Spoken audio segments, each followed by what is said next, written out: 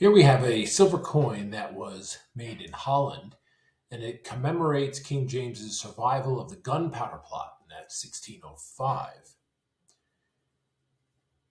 On it, there is a Latin inscription which reads, "The concealed one is discovered," and there's a snake on the coin, which represents the Catholic Society of Jesus, the group that was um, accused of the Gunpowder Plot.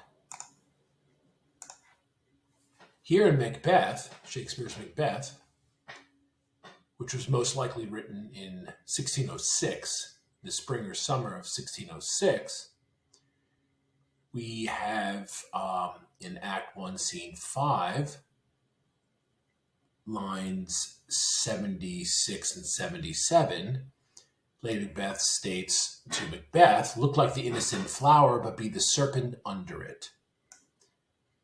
And this is most likely an allusion to the coin that was issued to commemorate King James's survival of the Gunpowder Plot. Here we have the Jesuit priest Henry Garnet. And Henry Garnet was caught up in the Gunpowder Plot with a connection to Robert Catesby. And Robert Catesby was one of the conspirators. And when Henry Garnet was arrested in the beginning of 1606, there was a subsequent trial where he was convicted of treason in connection to the Gunpowder Plot. Okay, so here in Macbeth Act 2, Scene 3, when the porter opens the door to the one of the doors, the south entrance to the castle, and this is after Duncan has been murdered, the porter states, "Here's a farmer hanged himself on the expectation of plenty." And one of the nicknames for Henry Garnet was farmer. And the other reference to Henry Garnet is here. Here's an equivocator that could swear in both the scales against either scale, who committed treason enough for God's sake, yet could not equivocate to heaven. Here he's referring, the allusion is to Henry Garnet in connection to the Gunpowder Plot. Now, the trial was in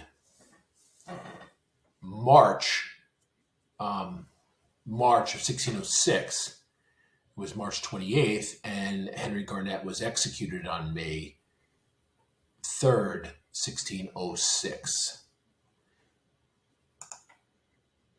So the importance here is that this dates Macbeth to the time of the Gunpowder Plot.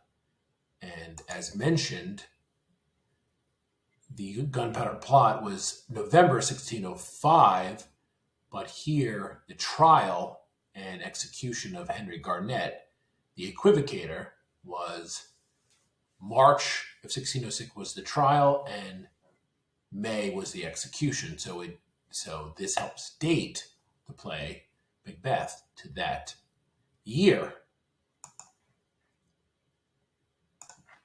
Now, this individual is Edward de Vere, the 17th Earl of Oxford. The Earl of Oxford died in 1604. He died in 1604, and Macbeth, as mentioned, the internal allusion to the Gunpowder Plot dates it at least after the Gunpowder Plot of 1605, and most likely, since the reference to Henry Garnet is early 1606, it dates the play to 1606. Now, this is important because the Earl of Oxford died in 1604 on June 24th, and it would be impossible for him to have written Macbeth because of the fact that it was written after he died. Here we have a tentative chronology of Shakespeare's plays. And without going into a discussion of each of the plays, we have Macbeth, which is 1605 or 1606. And as we mentioned, this is dated primarily because of internal allusions in the text, and one to the Gunpowder Plot.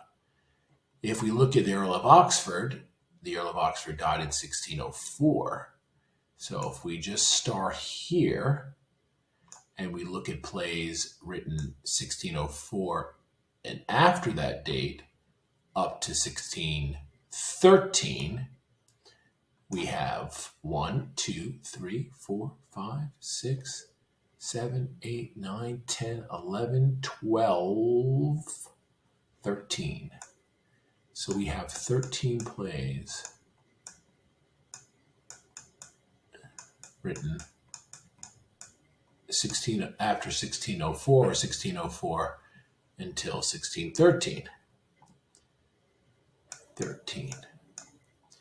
And this video was obviously just discussing Macbeth and the tentative dating of Macbeth to the Gunpowder Plot. As mentioned in previous videos, anti-Stratfordians come up with different theories as to why William Shakespeare of Stratford didn't write his own works, or that he was a front man for other people, that he received help. There's many different theories. However, the Earl of Oxford, the one play that, well, there's also The Tempest, but this video is not dealing with The Tempest. But here we have Macbeth, which clearly establishes a date of the play, late 1605, 1606. Chances are spring, summer of 1606 is the date